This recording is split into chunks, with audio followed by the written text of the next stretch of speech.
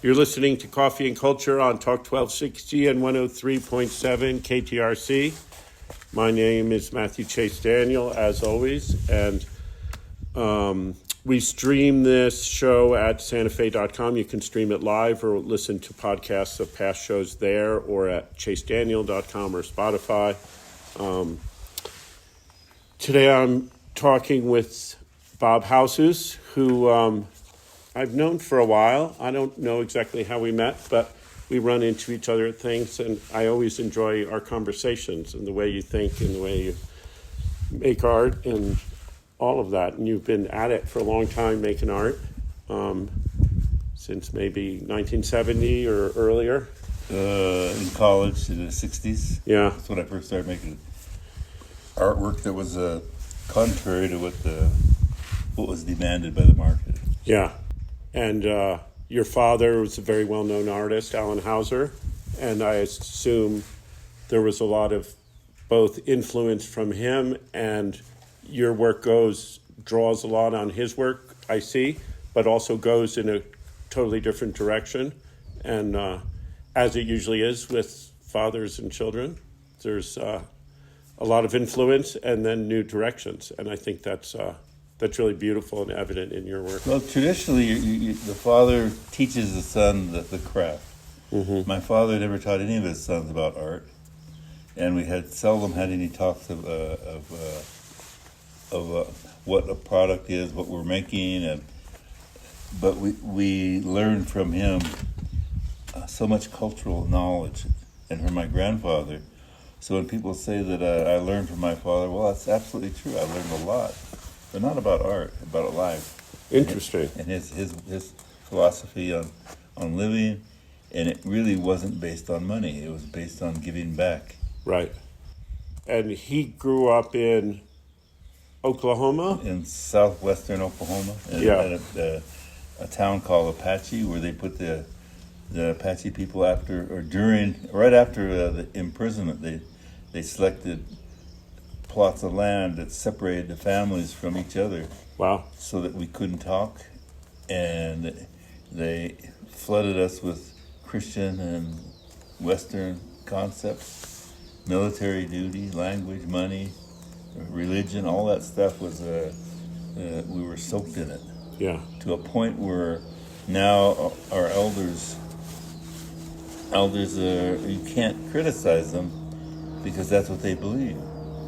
But is it healthy for their children in the future? Right. Or is it our job to look at them and not condemn them, but to say, this is what happened to them, what has happened to us, and what are we doing for our children in the future? Right. And that's where my message comes in. Right. And it's I hate to say it, but it's totally confused, because I don't know how to define myself other than human. Right. And I don't know how to talk to people about this, because most people immediately shut it off when you start talking about, what do they say in America? No politics or religion in the dinner table. Right. America that's America's way. Right. It's only pretty. It's only history. It's only romantic. Right. But what about the real? And consumption. Yeah. Yeah. And and you grew up California, Utah, here. Combination of all of those, yeah. Is that right? And the important part, the cultural important part for me culturally was living on the farm with my grandparents, with my brother Philip, and then later on, off and on with my other brothers, and seeing my cousins and watching the colonization that we assumed was a necessity. Right. And where was that farm? We're in Oklahoma. Yeah. On my grandparents' farm. Right. And they were very. My grandparents at a certain point realized that, and they swallowed the Kool-Aid. Right. They believed that the religion Christian religion was the same or okay, and they jumped on it. They believed that the future of the Apache people was dead. They even talked about the uselessness of being Indian. Huh. In fact, I grew up with people who said that. And don't hang around with the Indian boys because they have no future. Right. And this was in the 40s and 50s. That was when I was young. No, part of it was in Utah too, because I grew up in Indian school, not as a student there, but as a employee's child with other Right. Indian people. And we had a small, maybe dysfunctional community, but we had a community. Yeah. And we really had the rules and respect that was kind of a combination of a lot of things, a lot of tribes, maybe pan-Indian, I guess, but at the same time, there's also a strong Apache sense. Right. Because I had 4 brothers. Right. There were 5 of us, and my father was always Apache. We always went back to Oklahoma every summer. Right. And we kept something, but I'm not sure what we kept. Right. Yeah, it's interesting when your life develops as a combination of cultures. There's Hispanic culture, there's Anglo-American culture, there's Apache culture, there's Navajo culture, maybe all these different things blended together. And so what you're learning and what you're creating and what you're valuing is from all of those things. And and that's not necessarily a new thing. I mean, I think 1,000 years ago, there were different cultures, even here in North America, different tribes interacting with different languages and different traditions and different ways of seeing the world. Yeah. And I was talking to my daughter about that, about how my grandmother's father was from England. Well, but he was an immigrant. Uh-huh. And his name was George Ratton, and he spoke fluent Apache because he grew up in Arizona with Apache people. Uh-huh. Worked in a store, and he took care of the Apaches, and he didn't like Geronimo at all. Uh-huh. But he was just a white guy, you know. Right. I say white because it has nothing to do with skin color. It has to do with your attitude. Right. But I was talking to my daughter a lot about it, how I was watching TV, and I learned how to. Since I have English blood, 1/8 of me is English. I'm Right. probably English.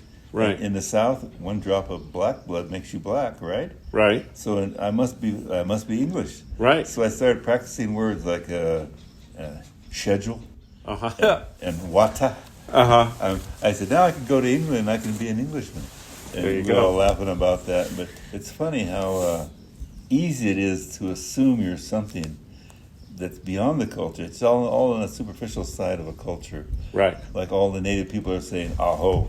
And you talk to somebody, an elder, and they say, what does that mean? They say, in Apache, and they say, it means nothing. It's not our word. Right. But everybody's using That's it. some Lakota word or something, Yeah. probably. Yeah. And they all use it because it's a very powerful tool of maybe unification or maybe identity or something. And the pan-Indian became more important than a specific tribe. Right. Yeah. Yeah, when I was like 17 years old, I lived in this sort of new agey community in Southern California for a year. And they brought in like so-called spiritual teachers from all over the world, from India, from Korea, from Mexico, from Lakota. Different people would come and do little week-long seminars. Yeah. And people would come up from LA and camp out on land. Still doing There it. was a lot of aho there. When you say that, I'm like, oh, yeah. I have a neighbor here who has a place where the Buddhists come from Tibet. Uh-huh. All And right. She gives them a place to stay, and it's a little religious place. And I had a girlfriend who was a Buddhist, a girl from France. Yeah. So we went over there, and I was sitting there, and everybody was saying namaste and all that stuff, and they were praying and chanting and stuff. And I found myself looking out the window and looking at the birds and the clouds, and I realized this, what they're doing in here is an evolution. Mm-hmm. What I'm doing is real. I'm looking at nature. Right. And that comes directly from my Apache understanding. Right. So I didn't go back. I couldn't go back. You couldn't go back. And I can't go. Because they were teaching some whole in other language, other culture, other way of interpreting the world. And you already have ways and you're seeing stuff. And I was talking to someone just, I think yesterday, when we had Axel set up somewhere, about art and looking at art, all these artists looking at art and talking about, oh, do you know this artist and you know this artist? Of course. And it's like, no, I've never heard of that artist or whatever. It's like I get as much inspiration in the way the grass is growing out of the crack between the road and the sidewalk as I do from a beautiful painting. Sometimes the beautiful painting is the thing. Sometimes it's just looking at nature. We're listening to this bird over here now. Yeah, I was talking to a guy about doing a show at the Haozous Foundation Gallery, and he brought his 9-year-old son, who's a mixture of Anglo and Apache. And I was watching this kid, and I realized that he has something. He has the eye. Yeah. Because he was sitting there in the dirt, and he said, "Look, there's nothing, just dirt and bushes and stuff. And there's a little round bug I've never seen before running around. Looked like it was almost like it was rolling. What is that? What is that?" None of us knew what it was, but I noticed that he saw it. Right. And most people don't even look down. It's either at themselves in the mirror or up for some kind of a spiritual stuff. Right. And there's nothing spiritual in the sky. There's nothing. It's all, Right, the it's all concept here. of heaven. Yeah, I think I was reading something you wrote, and you say, I don't believe that heaven is up there and hell is down there, Yeah. Well, why would we do that except we're afraid of death, Right. and we want to have something comfortable that's like life, and we want to have the leader of that place to look like us. Yeah. And if it's a Western religion, it has to be a white man. Yeah. So people of all kinds of colors are looking to a white man in the sky. And one lady told me that when her husband died, she said, "I can't wait." This is a native woman. She said, "I can't wait to leave this hell on earth To go see him. to go see my husband." Yeah. And I realized that I was thinking about how the Apaches, they talked to two elders that were older men that were... Hey, I'm going to interrupt you. We have to go to a break. Already? We're past our time. We'll be right back. I'm talking to Bob Haozous. You're back listening to Coffee and Culture. I'm Matthew Chase Daniel talking to Bob Haozous. We're on Talk 1260, 103.7 KTRC, streaming at santafe.com. So we were talking about concepts of heaven and... Yeah, well, I've been reading. I can't say that this is my knowledge. This is what I've read. Yeah. And most of the things were given to me. But I read that these two elderly men asked them about what happens when you die. And one of them said, "We go to the happy hunting ground." And I kind of chuckled, because it sounds like it's washed out Hollywood and stuff. Right. But he believed it. And it's probably more true than anything I believe. But the other guy said, "We go to a happy place, a place like this." And I realized that when you condemn the earth and say it's hell on earth, Right. you've went contrary to the spiritual beliefs of most indigenous people. Right. Our people, they say we came from a cave, and the Gahi gave us instructions of how to behave, how to take care of the earth, how to take care of each other, and how to share. When we die, you go back to that cave, and they take you back in, and you give back to your people your knowledge. That's what an elder is. Right. But nowadays, because we've adopted Western religions, we believe that we leave this place and Right. we go somewhere else, and we don't care, because it's Western man is based on individualism and not tribe. Right. And tribe itself is based on not people, but things. Like the Lakota say, there's the two-leggeds and the four-leggeds, the things that fly, the things that swim, the things underwater. I mean, they explain it that way, but they also include nature. And the Apache people talk about the power of nature, the power of people, the things you inherit, lightning, mountains, the rain, all that stuff is a part of us. Right. Even the earth itself, it's not cursed, because without it we wouldn't be here.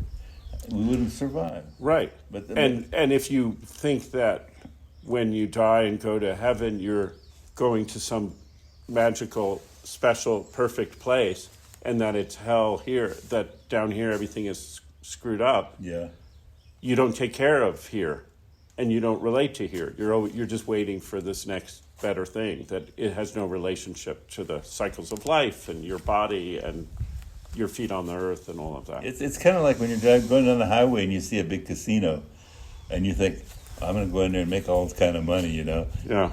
And whether you do or don't is you probably won't. Right. But the fantasy of going and finding something better is what religion depends on. Right. Fantasy.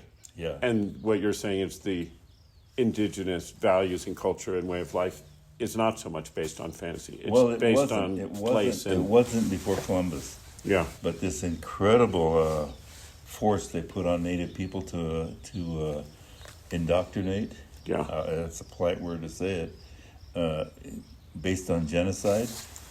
And now they took.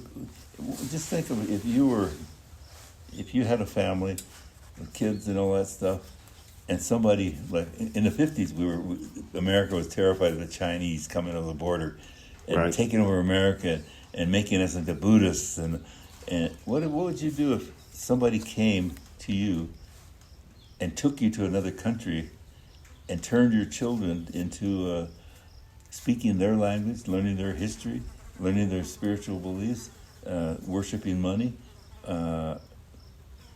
having their laws, everything stripped from you so you could be like them?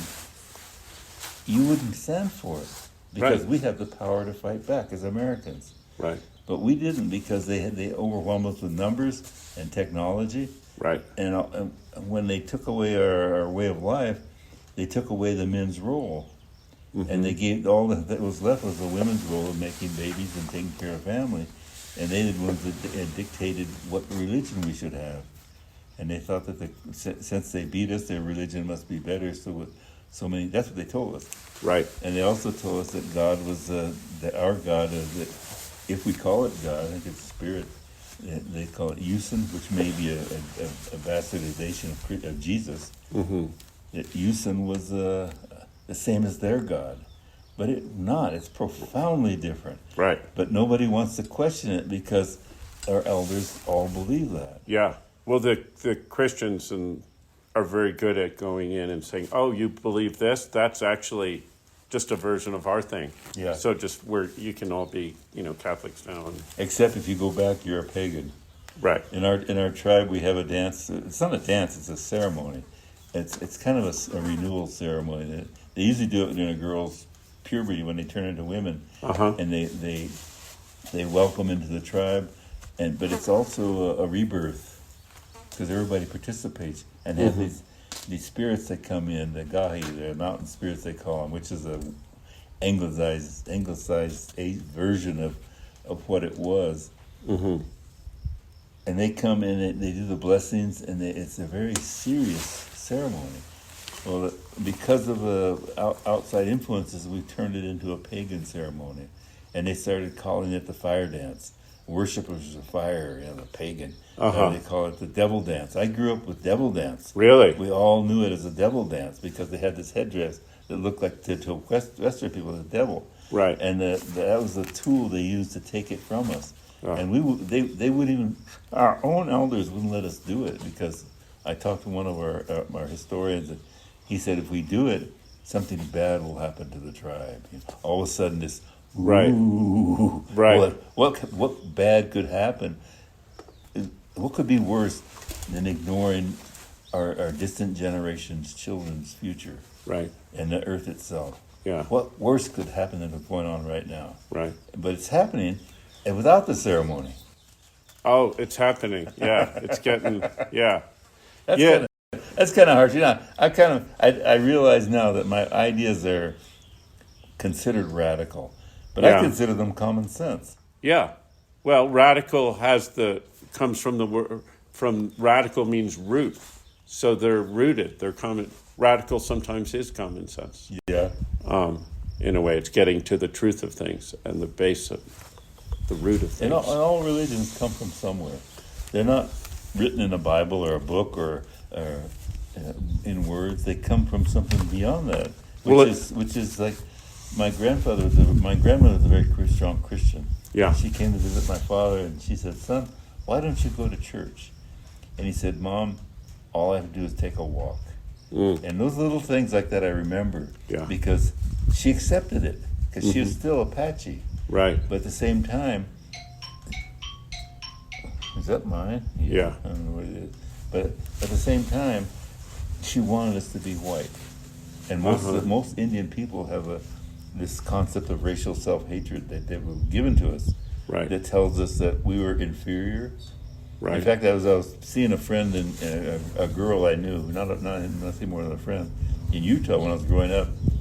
And I dropped her off at her house, and she said, "My mom said not to hang around with the Indian boys because they have no future." Right. That's what Indian people teach their daughters. Ah. And in my own tribe, in my own family, sitting under the table listening to the women talk about how beautiful blue-eyed, light-skinned, blonde-haired Apache babies are, which is like saying, but the rest of you with darker skin are ugly, Not so beautiful. are not so smart. And it's just that devastating. Racial self-hatred is a tool of Western man. Yeah.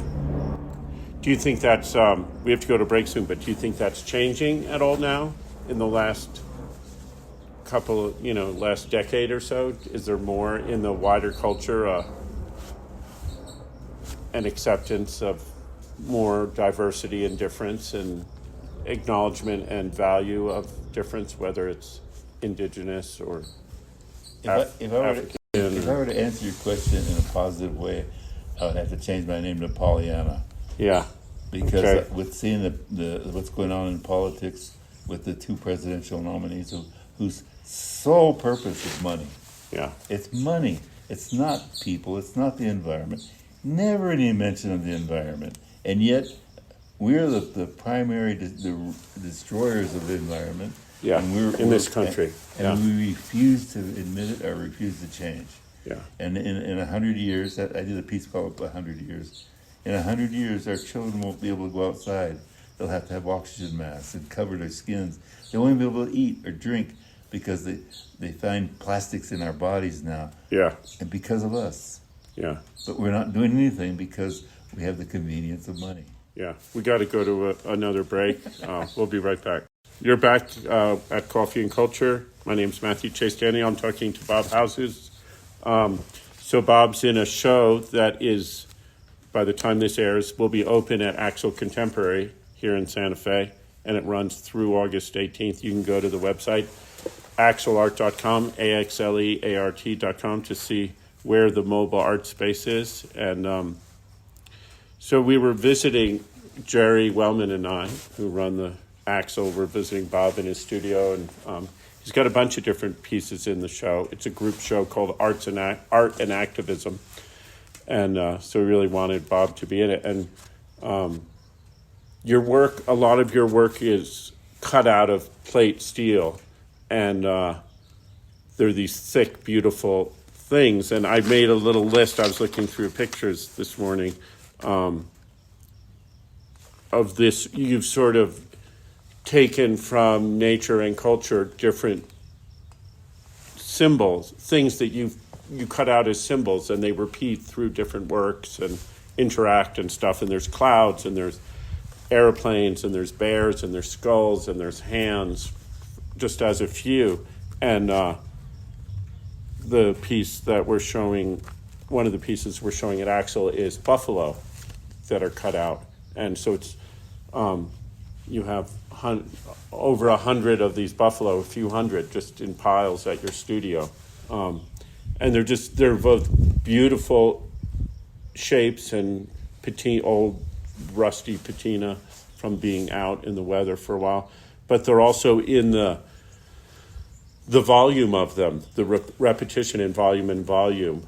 It feels really powerful, that symbol. And just what I know that I was, doing a little research on buffalo the other day, and there were, I forget, some untold millions of buffalo on the North American continent, and and slaughtered by white people, settlers, in order to control native populations, because they were such a huge part of the food and clothing and shelter and everything.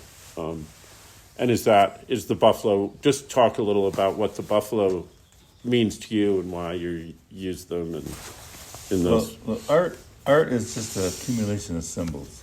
Mm-hmm. It's nothing more. And to make art, the person that does it is only a messenger, using symbols to communicate an idea. And the buffalo, the Cherokee Apache people that I come from, we lived in southwestern New Mexico, Arizona, and Mexico. Mm-hmm. There were no buffalo. So they used to take treks to the plains and get buffalo. Or they'd trade from the Mescalero people who had access to the buffaloes. Mm-hmm. We didn't have teepees, but unless we needed a ceremony, and then we had to amass a number of skins. We just didn't have the natural resource for making teepees. But the buffalo itself is a tool, as a symbol of usually a symbol of what we've done to nature. Right. Just like the Mother Earth, I use a female symbol. I almost always use it as a degraded Mother Earth, like we're doing. And I sometimes strip her and make her naked, or decorate them like we're doing. But people immediately put it on a very shallow level of some kind of sexual statement, which may be there too. Right. That doesn't matter to me. But the buffalo, it's just a symbol. It's just a tool. Yeah. And I don't call myself an artist. I finally broken from that shackle. And I call myself a messenger. Nice. That's all. Yeah. And my stuff isn't for sale now. If somebody wants it, I'll sell it to them. I'll make money. I live in America. It's this year. Right. I have to have money, but at the same time, I don't have a quest for money. Right. But the buffalo is a wonderful tool for making money, and it has all these implications of spirituality, which are there, but to the market, it's just a romantic exoticism. Right. That's all. They don't even know what a buffalo looks like. They couldn't tell a buffalo from a chicken. Right. But they want it because it symbolizes Indians and warriors and all that stuff. Right. Well, we were talking about the market, the native art market in Santa Fe and in the world, and that it's so much of a commodity and a romantic symbol. Yeah. And whether it's buffalo or feathers or Indians. Yeah, or Indians as a whole. Yeah. Right. And that people want their little piece of that romantic vision. They want a little symbol. And why do they want it? That's what I've been trying to understand. During World War I, World War II, the Cuban thing before that, Korea, people were totally disillusioned with Western beliefs and politics, and so they went elsewhere. They went to Tibet, they went to India, they went to Africa, to South America, Mexico, everywhere else to get some kind of exotic ethnic thing that they could be. They thought that they could become a part of it. What they wanted was decoration for their own ego, because they never gave up the American ego. They just bought stuff. They came to New Mexico, they saw Indian art, and they bought it and made it into a viable market. And the government saw that happening before it even happened. They saw that Indian people could make things. So they took these kids. In our tribe, they took all the children when we were in prison in Florida, took all the children to a exchange station. The women would wrap their children in their long skirts to hide them. The government the men with their rifles and stuff would just take the children and took them away and took them to boarding school in Carlisle. Or same thing happened in residential schools in Canada, and the same thing happens in the vocational schools today.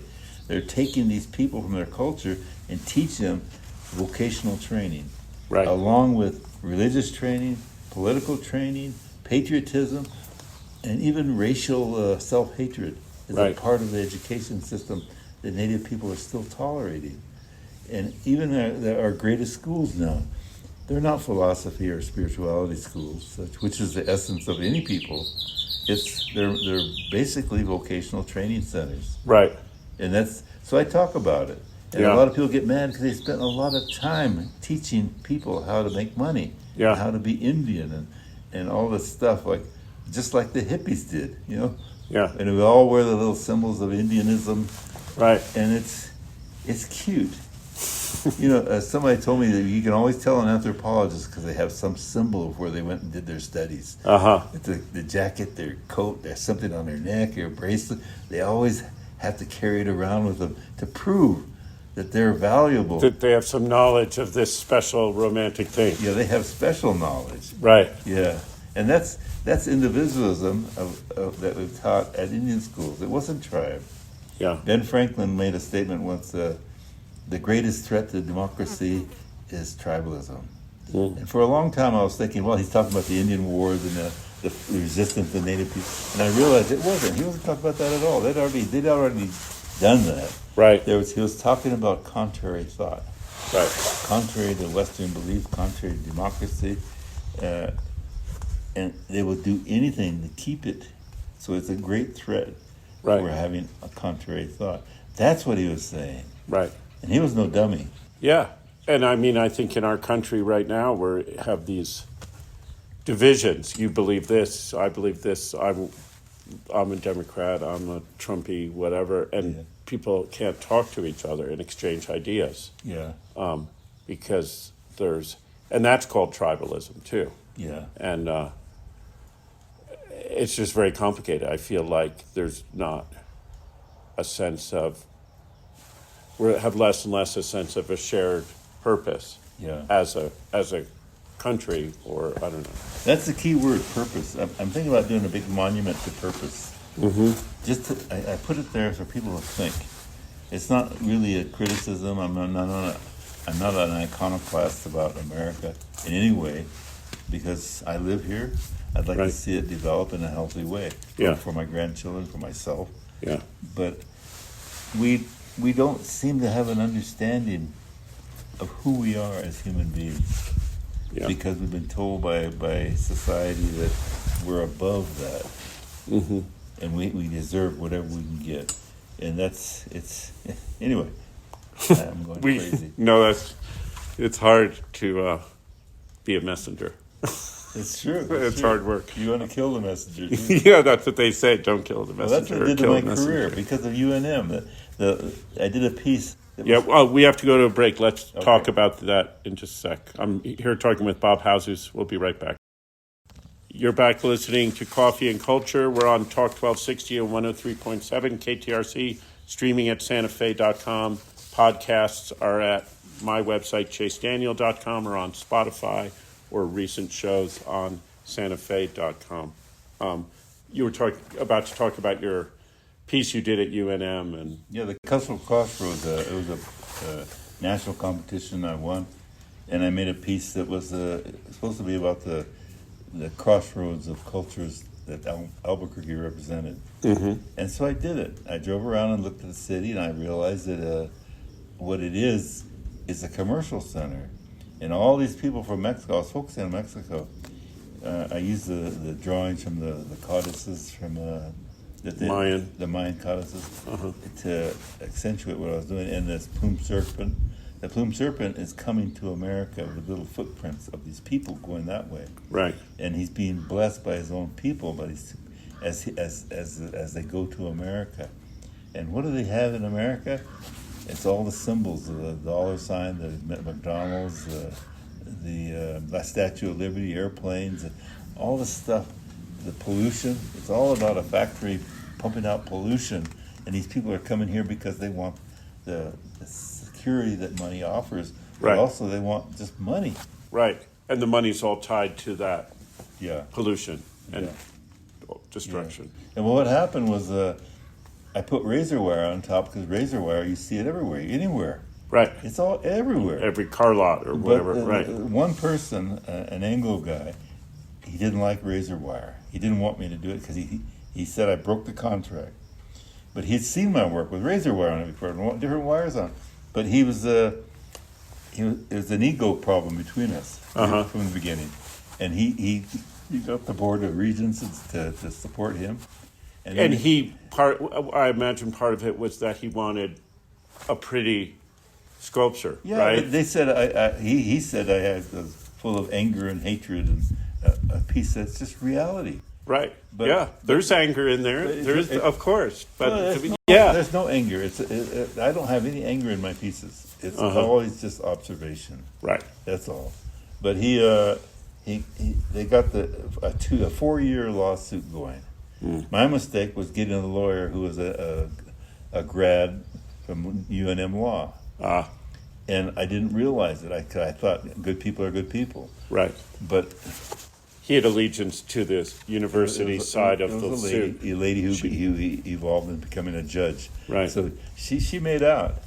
I ended up paying her a lot, but at the very end, and this is really funny.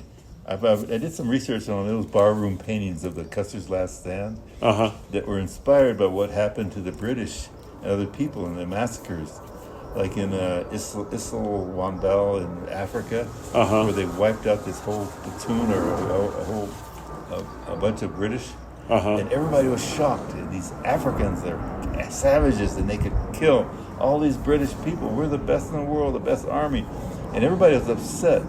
And then Custer's Last Stand came, and so all these barroom paintings of Custer's Last Stand, and the Indians with these automatic rifles or repeating rifles, and the soldiers with swords and one single shot rifles, and one of them it shows Indians with African costumes and African shields. Interesting. Yeah, and all of a sudden, black, brown, red, yellow are subhuman. They're all the same. They were all equivalent, and Yeah.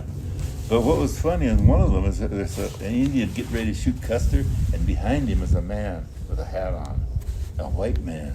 And at UNM, when we were talking with the lawyers, one of the lawyers finally blurted out, he says, "Bob, who told you to do this?"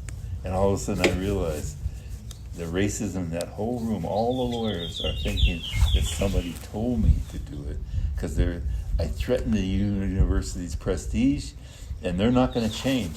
Right. And they told me that if we don't take the wire off, we have to own it now because the state bought it, and it has all kinds of money behind it. We're going to place it somewhere on the campus no one will ever see it. And since I'm a messenger, I realized that it needs to be seen. So I took the wire off. Yeah. But before I took the wire off, they said, when you take the wire off, you cannot have any kind of protest, no people, no cameras, nothing.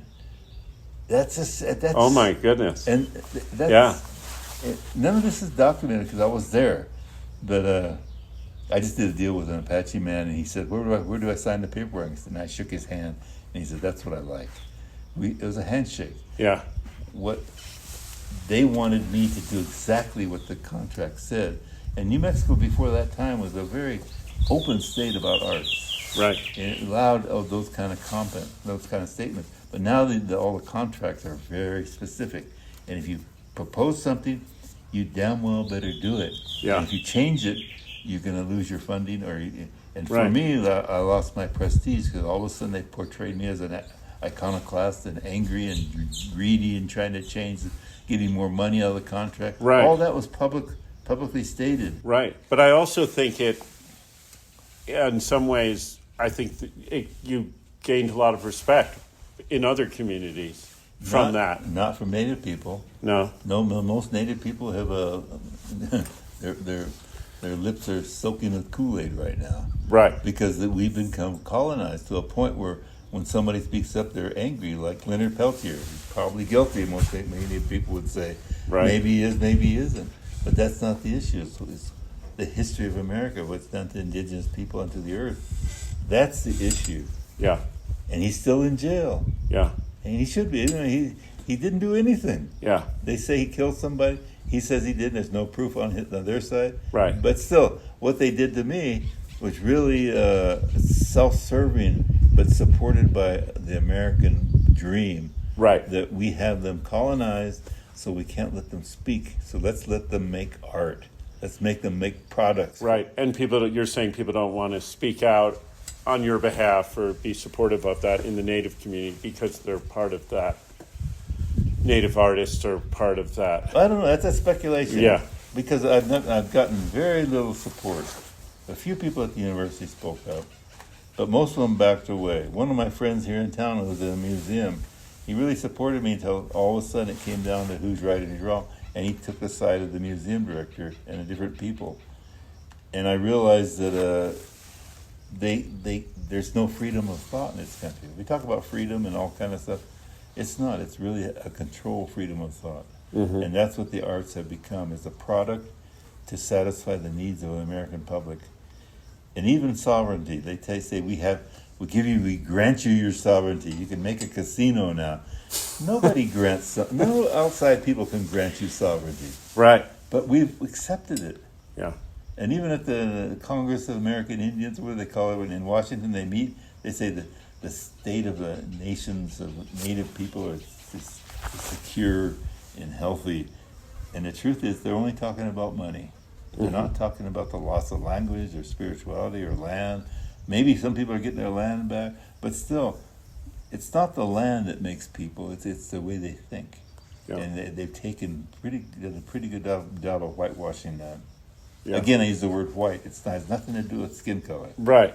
Because a lot of my friends are total Indian people. They dance and sing and do all this stuff and pray, but in their hearts, they're basically white people. Mm-hmm. So that's why I use the term white. It's a whitewashing of all natural things in dialogue. Yeah. So. Well, we're that's a good way to end it, right? Yeah. We're coming to the end of our time here. Where's this coffee you talk about? I got a little in the car.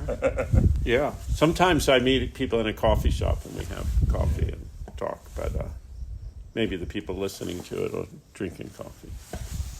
But come, everyone, see the show at Axel Contemporary. There's 6 artists on the inside. Bob's one. Also, Jet Sonorama, Juliana Coles, Will Wilson, Adam Jonas Horowitz, and Don Redman. Sculpture, prints, collage, painting, a whole bunch of different media. It'll be packed in there, really interesting. Diverse body of work about different issues. And then on the outside of the gallery, we had an open call for New Mexican people to make activist posters using the language of art and activism. And so we have about 30 different 11 by 17 posters that'll be plastered all over the outside. And so you can come see those. And again, about different issues, things people want to talk about, things people want to make you aware of. So we think that's important. Well, don't forget the handful of pennies. Yeah. And so we will also have a new piece that Bob is just putting together now, and I can't totally describe it, but it has to do with buckets of pennies. Bob has a huge collection of pennies, and you can come and take some pennies, take a handful of pennies. And there's meaning in that about economics and culture and money and all things. So, or a freebie. Yeah, gift economy. So look forward to seeing everyone there, and thank you, Bob. Yeah.